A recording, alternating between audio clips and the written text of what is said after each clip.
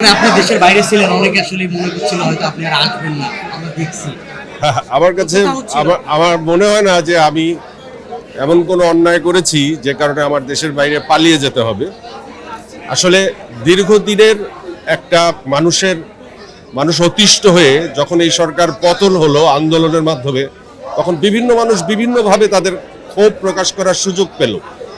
এটা কোনো আমি দোষের কিছু দেখি না, এটা মানুষের অনেক দিনের ক্ষোভ, জমা ক্ষোভ, যাকে একটু ভালো থাকতে দেখেছে বা যে একটু মনে হয়েছে যে সরকার ঘেঁষা, তার প্রতি তাদের এই বিদ্বেষটা ছড়িয়ে গেছে। এবং এটা তাদের কোনো অপরাধ না, কারণ দীর্ঘদিন এই স্বৈর শাসনের আন্ডারে থেকে মানুষজন অতিষ্ঠ হয়ে গিয়েছিল এবং সে কারণে মানুষ আমাদেরকে অনেককেই ভুল বুঝেছে, যারা আসলে ভুল বুঝার না। আজকে তো প্রমাণিত যে ছবিটা আপনারা দেখতে যাচ্ছেন, এটা একটা সরকার বিরোধী ছবি এবং সেই ছবিতে আমি অভিনয় করেছি। এতেই কি প্রমাণিত হয় না যে এই সরকারের সাথে তো আমাদের কোনো সংশ্লিষ্টতা ছিল না। আর আমি ব্যক্তিগতভাবে এই সরকারের, গত সরকারের সাথে তার কোনো পদ পদবি, রাজনৈতিক দল এবং ধরেন এই যে অনুদানের ছবি পাওয়া, জাতীয় চলচ্চিত্র পুরস্কার, কিছুই আমি ছিলাম না। আমি আমার কাজ করেছি, আমার উপস্থাপনার মাধ্যমে আমি মানুষকে বিনোদন দিয়েছি।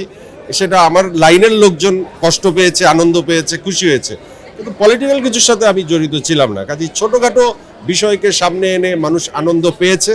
এটা অনেকটা হয় যে ফেসবুকে আমরা অনেক ধরনের বিজনেস করি, এই একটা নিউজ দিলে যেটা ভিউ বেশি হয় সেটার আনন্দ হয়, সে আনন্দ থেকে অনেকে আমার বিরুদ্ধে ষড়যন্ত্র করেছে।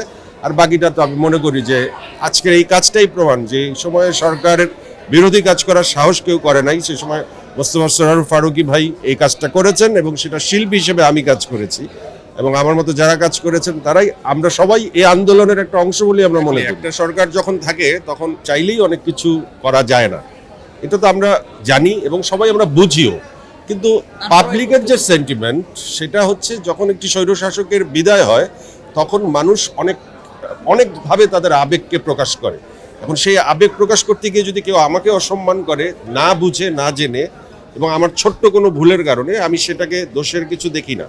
আমি মনে করি যে সেটা তাদের আবেগের বহিঃপ্রকাশ। সময়ের সাথে সাথে সব ঠিক হয়ে যাবে, কারণ আমরা যারা অপরাধ করি নাই তারা এন্ড অফ দ্য ডেতে প্রমাণিত হবে যে এরা অপরাধের সাথে জড়িত না, কিংবা তাদের 15 বছরে এতটুকু আপোষ করতে হয়েছে। এটাকে আসলে ক্ষমা সুন্দরভাবেই এই নতুন বাংলাদেশ দেখবে এবং আমরা সবাই সুন্দরভাবে কাজ করব। একটা সুন্দর বাংলাদেশের আশাই তো এই আন্দোলন, এই বিপ্লব, আজকের এই পরিবর্তন। কেউ ভালো থাকবে, কেউ ভালো থাকবে না, সেটা তো হতে পারে না। নিশ্চয়ই আমরা দিন শেষে সবাই মিলে ভালো থাকবো।